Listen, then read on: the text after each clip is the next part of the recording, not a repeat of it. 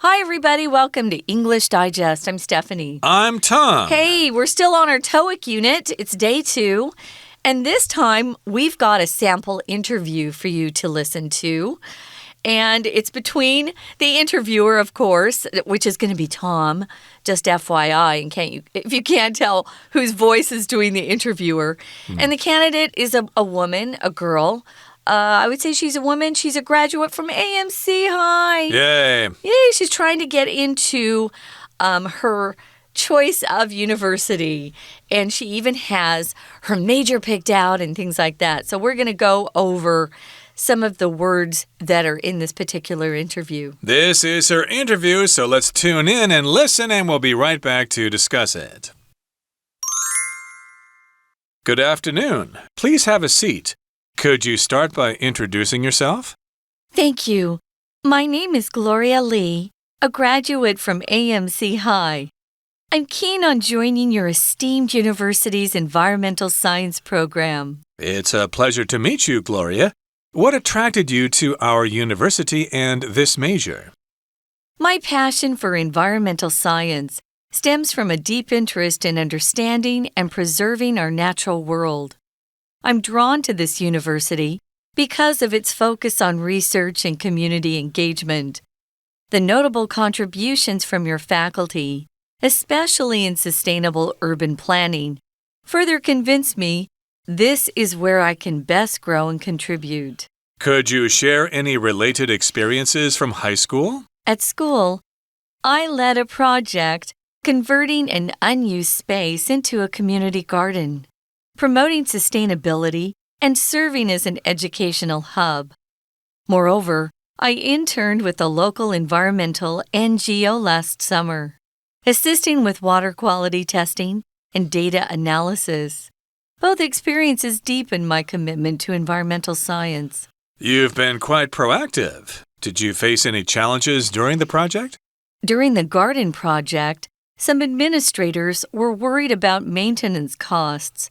I assembled a team to devise a comprehensive plan, demonstrating the garden's long-term value and cost-effectiveness. We secured their backing, and the garden now thrives. Impressive approach. All right, let's talk about your other activities. Sure, I'm ready to discuss them. Okay, everybody, it's time for us to discuss the contents of our lesson for today. Yep. This is Gloria's University Application Interview. Again, it's face-to-face. It might be in their actual office or it might be online. It depends on where she's applying. And the interviewer says, "Good afternoon. Please have a seat. Could you start by introducing yourself?" So in this particular case, we can tell that it is a face-to-face interview because the interviewer has asked Gloria to sit down. Please have a seat. You wouldn't do that in an online call. They're already seated at that point. Yeah, most likely. I can't imagine standing up. Although I've seen some podcasts recently where somebody prefers to stand up and talk. Might be, yeah. Yeah, I'd rather sit down. Anyway, he, of course, says, could you start by introducing yourself? This is where you're going to use that background introduction of yourself, the prep work. So know exactly what you want to say so you don't waste a lot of their time. Usually these interviews are not too long. Could be 30 minutes. Don't waste some of your time stumbling around with what you want to say. So Gloria says, my name is Gloria. I'm a graduate from AMC High. And she tells them she's keen on joining their esteemed university's environmental science program. Now, if you're going to a U.S. university, there are different programs in different universities. So make sure what you want to study is offered, of course, at the university you're applying for. If you're keen on something, this is a word I think they use more in the UK than we do in America, but you should know what it means. It means you're enthusiastic about something. You're very interested in something. I'm keen on this. So she's very enthusiastic. She's interested on joining their esteemed university. You see what she does there? She kind of flatters them. She gives them a compliment. Your esteemed university's program. Right, it's respected. Lots of people have heard of it, and it has a good reputation. And in this particular case, it's their environmental science program. That's the department. And the interviewer has another question here. Well, it's a pleasure to meet you, Gloria. And here we go with the interview. What attracted you to our university and this major? In other words, why do you want to attend our university as opposed to other universities? And why are you interested in this major? Of course, if you go to university, you have a major. It's a common question when you meet other students. What's your major? Well, I'm majoring in secondary education, or I'm majoring in pre-med, or whatever. Those are different majors that people have when they attend university. Yeah, I always ask people that. Even today, we've got some college kids at church, and I'll say, hey, what are you majoring in? It's always interesting to see what people are interested in. I discovered someone was an artist. I never knew before. Majoring in art. Yeah, there you go. So she's keen on getting into their environmental science program. Well, the interviewer is pleased to meet her. I think it's a very nice thing to say after you meet somebody. It's a pleasure to meet you. It's even nicer than saying, oh, it's nice to meet you. So it's a pleasure to meet you. She's got a passion for environmental science. Where does the passion come from? That's what the word stems, or this verb phrase stems from. If you stem from something, that's where you come from. Stem, think of a limb or a branch on a tree. That's a stem, or a stem on a flower. It has roots. It comes from the root. So it stems from what does she have that makes her want to, follow up on this pursuit? She has a deep interest, not just an interest, a very deep or strong interest in understanding and preserving our natural world. She wants to keep the earth looking beautiful and preserving it for future generations that come behind us. Right now, we're making a lot of trash. I can tell you that much. Lots of plastic in the ocean. Yep, and masks all over. Oh, those two, I see them on the ground everywhere. That's very irresponsible to do that. Yeah. But again, maybe as a child, she liked the outdoors. She used to go into the forest all the time and go hiking. So she became interested in the environment. And she wants to protect the environment and to preserve our natural world. And then she gets more specific about this particular university. I'm drawn to this university, or I'm attracted to this university because of its focus or emphasis on research and community engagement. That's what makes this university special, because it focuses on research, and also it focuses on getting involved with the community. That's what engagement means. You interact with other people one-on-one. You're directly involved with them. So the university probably has some programs that try to work with the community, with the local government or whatever, to make improvements in the local environment. Right. So the notable contributions from your faculty, especially in sustainable urban planning, further convinced, she was already convinced, but further convinced gave her even more reason why she wanted to go to school there. If something's notable, it's something you take note of, you pay attention to it, it's worthy of noticing. So she was very impressed, you could say, with the contributions from the faculty there. Contributions can be in many different forms. You can contribute with your time. You can contribute your talents. You can contribute money. You can contribute food, clothing, things like that. I knew a lady who would knit blankets for mothers who lost their babies after they were born in the hospital. Very sad, but it was such a kind thing to receive when your heart was sad. So contributions can come in lots of different ways. These are contributions from the faculty. We talk about all of the professors at a school and all of the teachers. There are full professors, assistant professors, or associate professors, adjunct professors. There are a lot of teachers. But we all call them faculty. Don't talk about the school's faculties, guys. It's kind of like the staff at a particular company. We just use it in a non-count way. Other words related to that would be the staff. Don't say staffs. The staff at our company, the crew of a ship, for example, or the crew in an airplane, or the audience that is watching a performance. Equipment, information, audience is good too. Yeah, so of course this is the faculty, and they've made notable contributions to the local environment, especially in sustainable urban planning, building buildings and structures that go along well with the environment. They don't create a lot of waste, and they can be used over and over again. And these factors further convinced me this is where I can best grow and contribute. This is the best place for me to go as opposed to other universities. And the interviewer has another question here. The question is, could you share any related experiences from high school? Yeah, what did you do in high school or maybe even junior high school? What did you do that was related to this particular field? Did you do any of these things? Did you focus on community engagement? Did you work on sustainable urban planning? Did you, I don't know, clean up beaches or things like that? Do all sorts of things that are related to environmental protection? Yeah, because she's talking about the fact that she likes the university's focus on research and community engagement. How does that university reach out to the community and help the community with all that they've learned and all of the research they've done? Well, she says at school, I led a project, and what they did on the project was convert or transform, you could say, an unused space into a community garden. Sometimes I'll walk by places in Taipei, and there will be empty lots. And lots of those, yeah. Weeds growing, Sometimes they've already torn the buildings down, but weeds are growing, and I think, that would be a great place for a community garden. I think more and more you're seeing community parks being built, right? But a community garden is anyone can come and participate. You help plant, you help take out the weeds when they grow, and you help harvest things. And then people can learn how to grow their own fruits and vegetables, which is very important because you want to be eating good food and not food that is full of drugs and chemicals that we have today. So that was one of her projects, and I think that's a great example.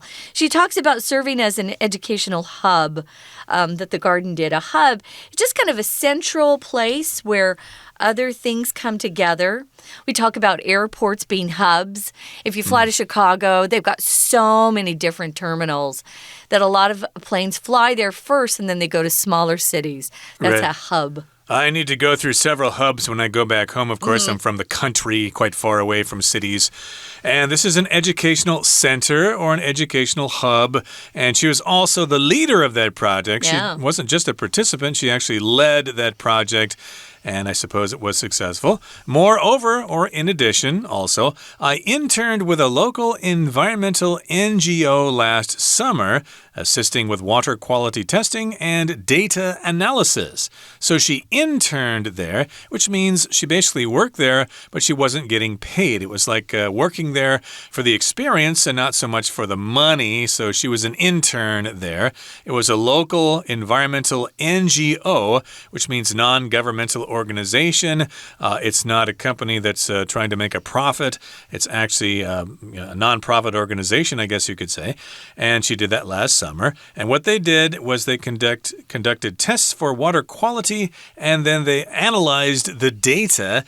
So this could help out the environment to make sure that everybody has clean water.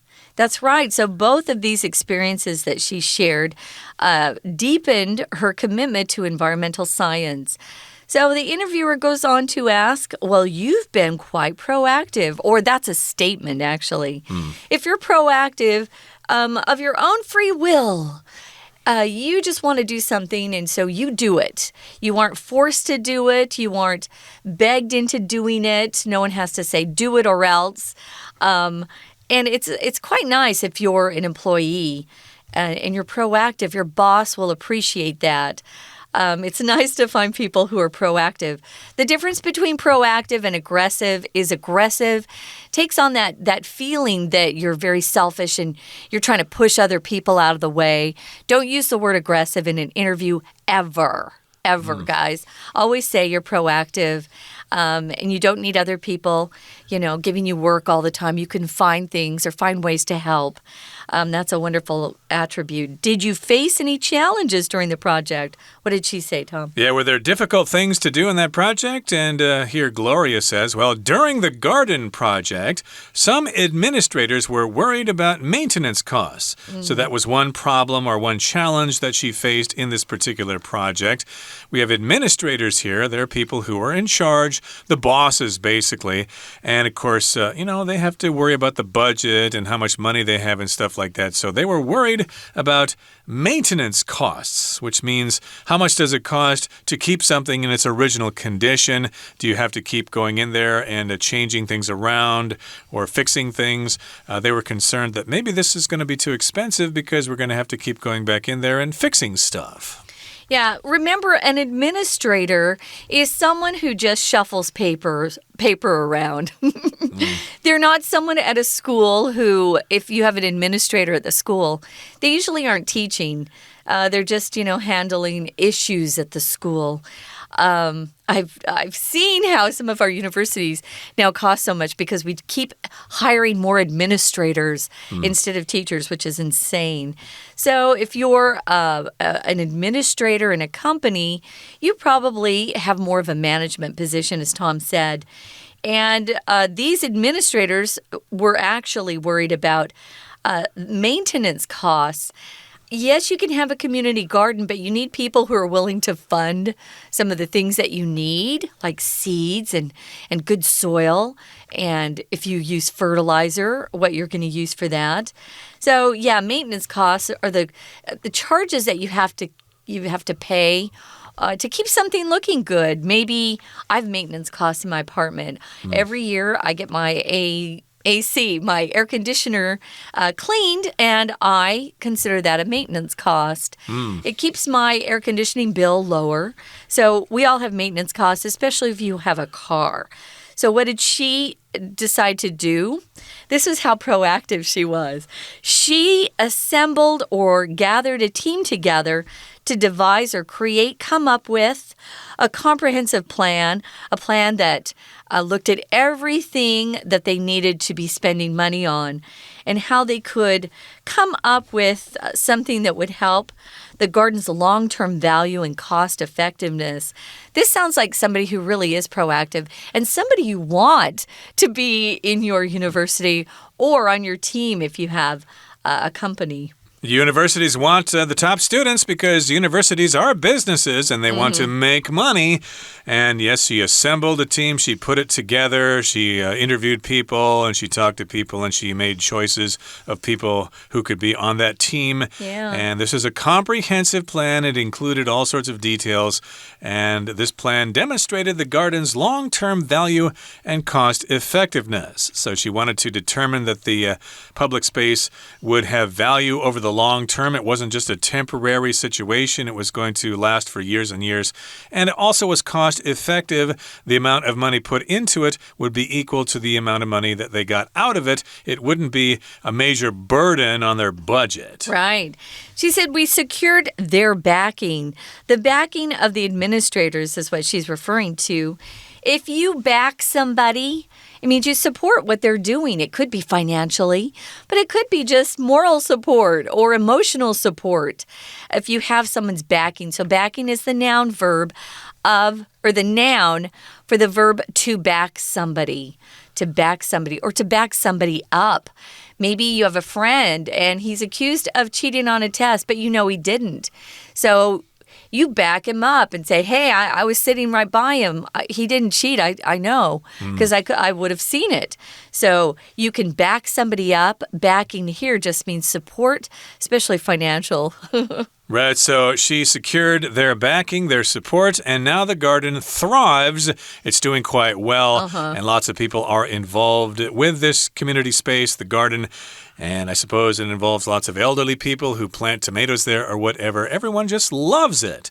Now, the interviewer says, impressive approach. That's a very impressive way to go about things, being so proactive and assembling that team. And all right, let's talk about your other activities, which of course probably would include those extracurricular activities that she participated in school. They may not be directly related to her major, yeah. But maybe she was on the volleyball team or a member of the debate team, the chess team, the guitar club, or whatever. Right. You could mention all those things, especially if they do have to do with your major. Yeah, I was in the gardening club. We planted corn behind the school and we fed local beggars on the streets. Awesome. Okay, guys, it's time for us to listen to our Chinese teacher. And then stay tuned because we're going to come back and talk about some of these useful expressions and we have a discussion question. Hello everyone, 我是派老师。今天讲解的是4月10号多益单元第2天的课程 Unit6 Gloria's University Application Interview。这是一篇对话。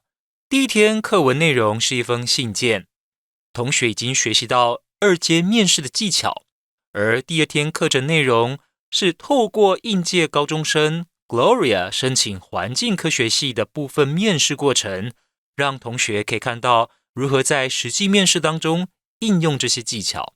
好，我们一起来看这段对话的学习重点。好，请同学看到考官先开口 Good afternoon。请大家注意，面试的教授一开始会请大家自我介绍，就像这里 Please have a seat. Could you start by introducing yourself?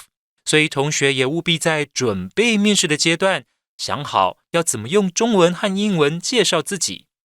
那当然 Gloria 非常的冷静，一开始先说谢谢，那说出自己的名字，那再来一般而言可能有些学校会希望同学避免去说自己是哪一个高中的，因为避免说会去影响考官的评分，所以请同学呢，这个是不同学校的规定，自行调整。I'm keen on joining your esteemed university's environmental science program. 好，这里呢，一开始 Gloria 就说得很清楚，我非常敬仰贵校的贵系，哪个系呢？就是环境科学这个科系。好，那 keen on joining 非常想要，很热切的期望能够做到什么事。那再来，考官先客套一下说 It's a pleasure to meet you。那接着马上就切入，要我们的 Gloria 这个申请的学生解释自己申请这所大学还有科系的动机 What attracted you to our university and this major? 那当然要好好的解释，所以一刚开始要说到底这样的兴趣从何而来，所以我们可以看到 My passion stems from， 好，请同学把 stem from 画起来，源自于哪里呢？ A deep interest in understanding and preserving our natural world. 所以原来我们 Gloria 她其实对于保护大自然是很有兴趣的。I'm drawn to this university. 所以呢，我受到这所学校的吸引。I'm attracted to your university. 那为什么？后面就会解释啦。因为这所学校很重视研究。此外呢，还有一点 community engagement。同学可能会问，什么是 community engagement？ 是一所大学透过外展计划，或我们英文说 outreach programs， 或工作坊和当地的一些机构组织合作，积极参与社区。学生呢可以参与志工活动，满足社区的需求。那有时候呢，学校也会办公开的讲座，还有文化节庆等等活动，以强化社区凝聚力还有共同责任感。比方说，其实最主要就是希望能够 promote a sense of unity， a sense of unity 这种凝聚力。那也希望呢，大学可以共同承担社区里面的责任。好，那再回来，我们看到 Gloria 的回答，那她呢很清楚的看到这个系的教职员其实对整个所谓的都市规划呢是很有贡献的。Contributions from your faculty 指的当然就是学校的教职员 especially in sustainable urban planning。 同学请务必把 sustainable 画起来。sustainable 在我们现今这个时代，尤其是近10年，可以说是一门显学啊。大家都应该要知道 sustainability， 也就是永续，或我们知道 sustainable development 永续开发，这大家一定要知道的，因为联合国就公布了17项，在2015年的时候就公布了17项永续开发的目标。17 United Nations Sustainable Goals。 好，那再来考官接着请我们的 Gloria 说一点她在高中是否有相关的经验 related experiences。 那 Gloria 不疾不徐地说，我在学校做些什么。原来她参与了一个计划，而且呢她可以说是这个专案计划的主要负责人哦。 I led a project converting an unused space into a community garden， 就是把闲置空间改造成社区花园。请同学特别把 converting 这个动词画起来。 convert 那当然把 A 改变成 B， 所以呢这里我们会有第一个受词 an unused space， 再来第二个受词要放 into 后面，把闲置空间改造成社区花园。那再来呢，他也说 Gloria 曾经呢实习过，这里的 intern 是当动词，他曾经在非政府组织担任过实习生。那再来他就说做一个小小的总结，这些经验 both experiences deepened my commitment to environmental science， 所以这些经验都让他呢更喜欢更投入环境科学。好，那最后一个部分是考官就说，你很积极啊，那有没有遇过什么样的挑战呢？所以同学在过去的经验里面，如果遭遇过挫折，千万不要觉得沮丧，这些挫折你如何克服它的，可能都是你面试里面非常好的材料。所以那 Gloria 也诚实以待，那她也告诉考官最后的成果是什么。她说服了这个社区，让他们呢不再觉得说维护成本太高不值得做。那社区也同意了， We secured their backing， 就是他们是支持的， secure 就是取得的意思。那后来这个花园呢非常的漂亮，花木这些花草扶疏，非常的茂盛。 The garden now thrives， thrive 就是指生命很茂盛的状态。好，以上就是我们针对多益课程第2天的内容所做的中文讲解，谢谢大家。 We're going to take a quick break. Stay tuned. We'll be right back.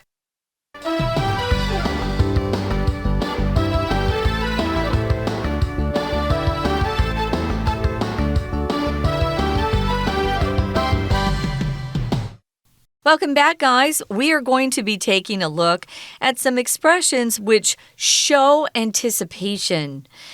Your anticipation as an interviewee, the person being interviewed, would be you showing some enthusiasm and some just some real passion for whatever you're talking about, especially talking about the company you want to be hired to go work for or the university or graduate program that you're trying to get into. So here are some different phrases that you can use if you want to show anticipation.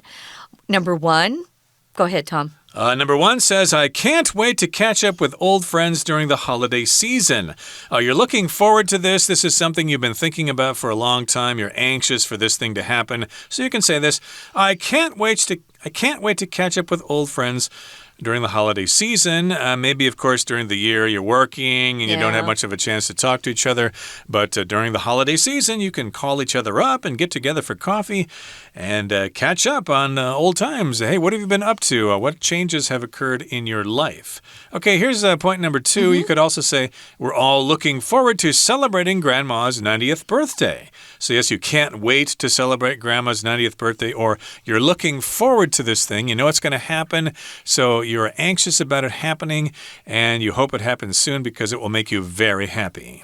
Yeah, you would never hear someone say, wow, I'm really looking forward to going to the dentist. Okay, so no. These are things you're excited about, that you enjoy. You know, we're all looking forward to getting a break soon. It'll be a holiday and we can just relax for a while. Number 3, I'm itching to do something.